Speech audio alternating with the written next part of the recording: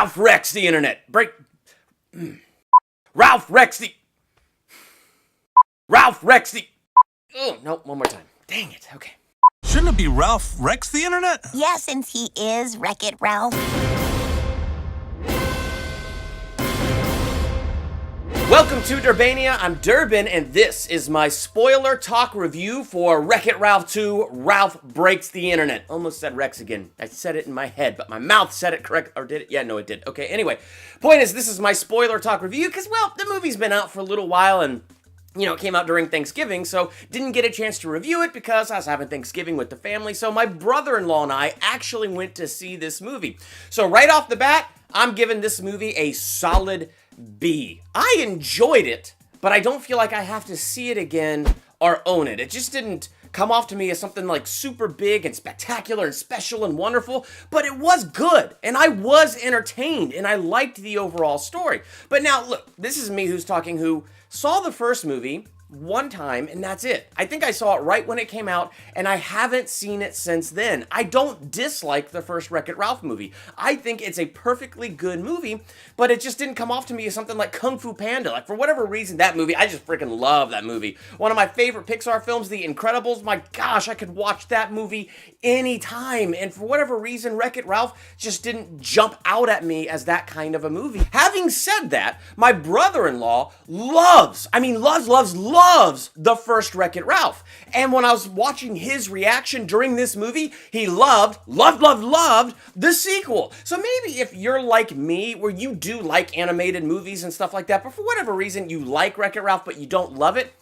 my experience was same kind of feeling with the sequel. So maybe that's where you'll be with this. Or if you're like my brother-in-law and you freaking love Wreck-It Ralph, I see no reason why you wouldn't love this one. In fact, they deepen the storyline in this one a lot more. And I like the overall story where you have Vanellope and her game breaking. And her game breaks because of like this character arc that she has, you know? Now she and Ralph have been friends for like 6 years, and every day it's the same routine again and again and again. And it's not that she hates the routine or she hates her life. It's not like it's extreme one way or the other. She just kind of wants something a little bit different.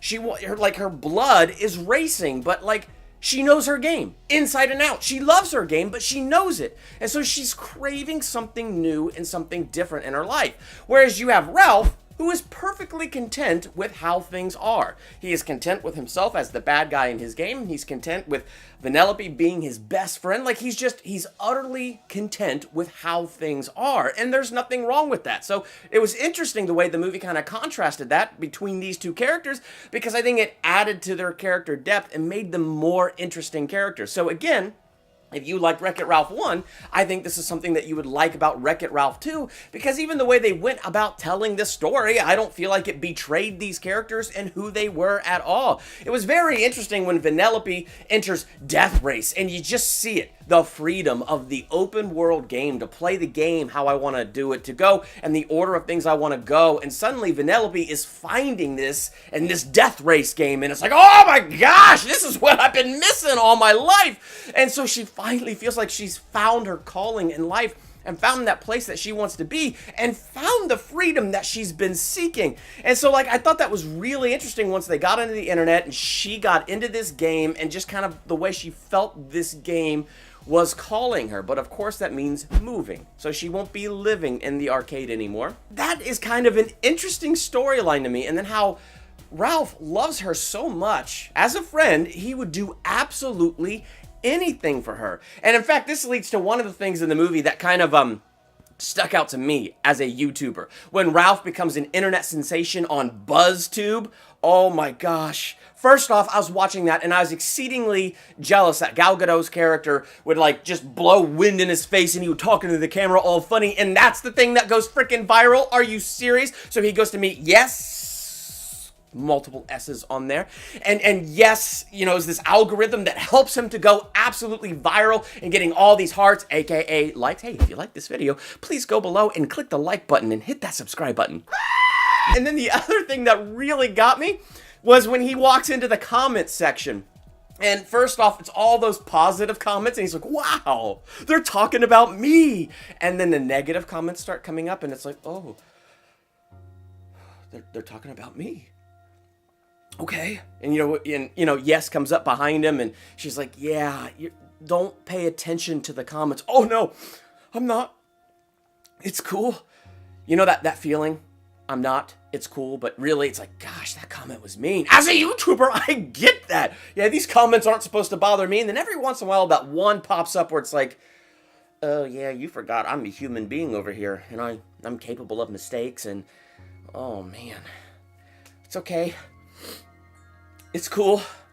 I'll just keep trucking forward. Little moments like that kind of stuck out to me because it just felt a little too real. Then when you get to the end of the movie, well, first, hold on. Let's talk about the princesses. I was not overwhelmed with that scene, probably because all the comedy of that scene, I felt like I got it in the trailers. And yeah, there's like different stuff in the actual movie, especially when they're trying to teach Vanellope how to sing like a princess. And because, one of them starts singing, the light comes down, the music swells up, but Vanellope, who is a princess, has never had that happen. And so like that led to an interesting part in her story arc where she had to figure out what she really wanted. And it wasn't just to save her game, but it was to be a part of Slaughter Race. And as she started to sing in Slaughter Race, the helicopter light comes down upon her, the music swells, and everybody in Slaughter Race sings with her. So like that makes a lot of sense to me, and I thought that was like a really cool plot line that they did with the Disney princesses, and I was like, that's fun. Like I felt like they had a lot of fun with that. Otherwise though, a lot of that humor I already got in the trailer and I was already expecting it, so it wasn't like anything mind-boggling. But the other great thing about the princesses was at the end when Ralph was in trouble and they're like, a big strong man in trouble, and all the princesses rushed to save Ralph. Like that had me laughing pretty hard. So there were a lot of really hysterical moments like that in the movie. I felt like when the movie got to the end, it was just a little bit on the nose. I mean, it's like the message became very blatant and they really... Hey, our message is don't be a possessive friend. And I'm not saying that's a bad message. It's a fantastic message. I'm glad that the movie tackled it, but Ralph goes and gets that computer virus and releases it into Slaughter Race, and it goes to look for insecurities and then to copy that all over the program. And as soon as it got out into the internet and saw Ralph's insecurity and put that all over the internet, I was like, oh, okay. We're really just going to amplify his possessiveness, his loneliness, and his neediness. And so it got just...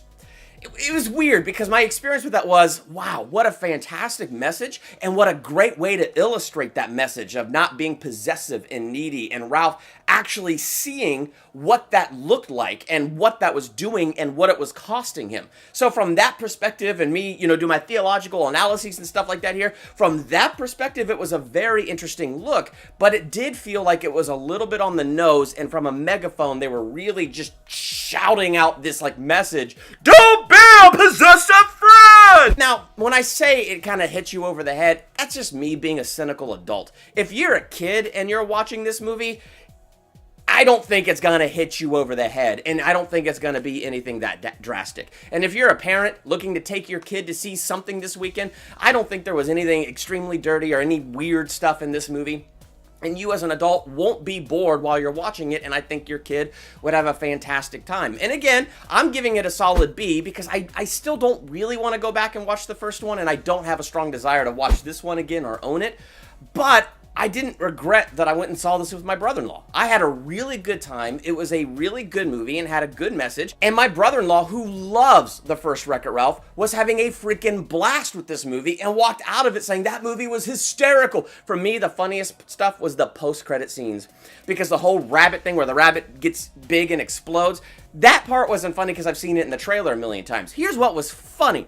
When the movie credits were going up, I looked at my brother-in-law, Daniel, and I said, man, there was stuff in the trailers that wasn't in this movie, and I hate it when they do that. That scene opened in the mid-credits with, the movie was good, Mommy, but there were scenes in the trailer that weren't in the movie, and I hate that. That setup was classic, and then the very end post-credit scene where, now, a special look at Frozen 2, I could hear the kids in the theater, oh, Mommy, Frozen 2!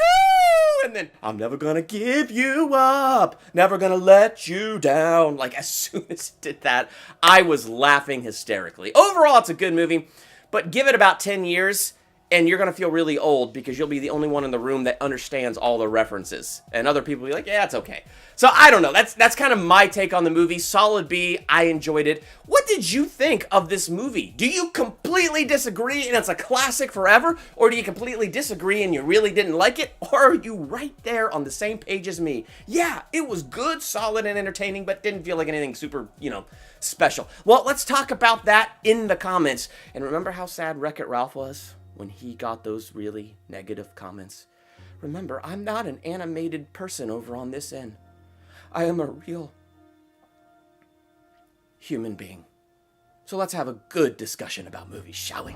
I'm sorry. Anyway, hit that subscribe button to become a Durbanian. Hit the bell by that subscribe button so you're notified from my next movie review, ranking video, theological analysis, or anything else I do here. I'm Durbin. Thanks for checking out Durbania.